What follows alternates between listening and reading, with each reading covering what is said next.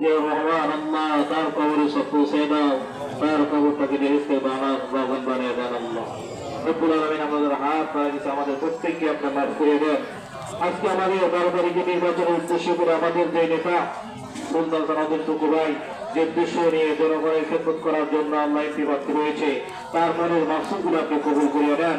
তাকে 12 তারিখে জয়যুক্ত করে জনগণের খেদমত করার তৌফিক দিয়ে দিয়ে আল্লাহ। রব্বুল আলামিন আমাদের সকলের মনের মাকসুদগুলি কবুল করিয়ে নেন।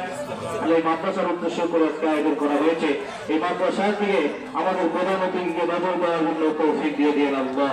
রব্বুল আলামিন আমাদের সকলের জিন্দেগীর গুনাহগুলো মাফ করে দেন আল্লাহ। আমাদের দরখাস্ত করা কবুল করেছেন, এই আশা নিয়ে ভরসা নিয়ে আপনার রহমতের দরবার থেকে হাত নামাইতেছি মাওলা।